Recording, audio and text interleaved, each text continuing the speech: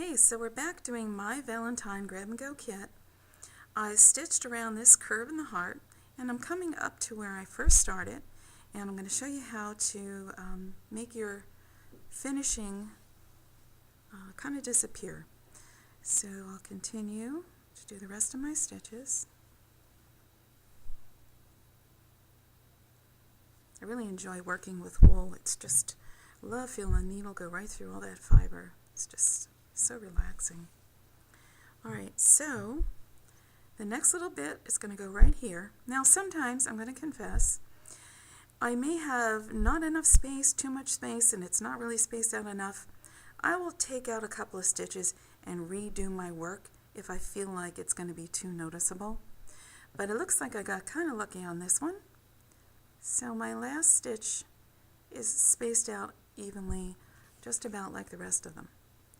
Now, I don't want to just go down through my work on my last stitch, because what will happen is, I hope you can see, I have all these little bars of thread going across the top, and here's where we started. Here's our last stitch. We have an empty space, and that will definitely be noticeable.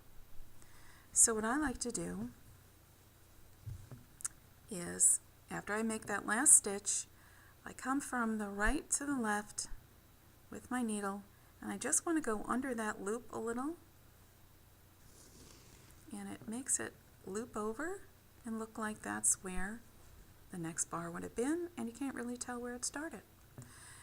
And then I'll go down into my work just underneath there to kind of hide it all, pull it all in, and now it's finished. You can't really tell where the starts and stops are.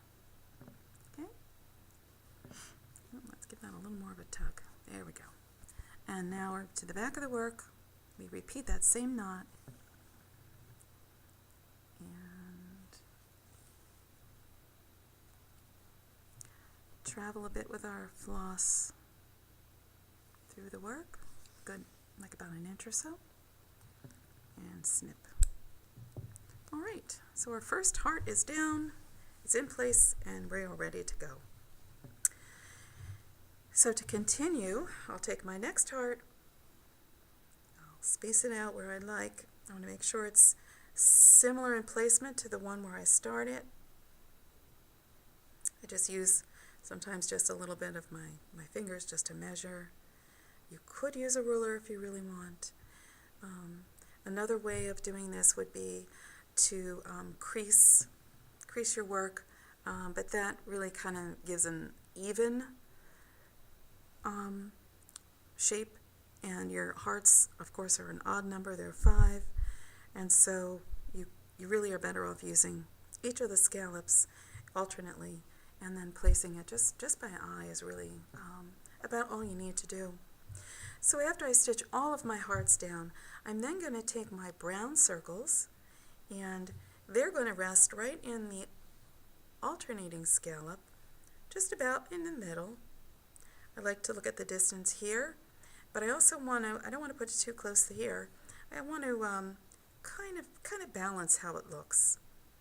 So I will put a little glue and stitch that in place and continue on. So when we come back, I'm going to show you how to work with these small little circles.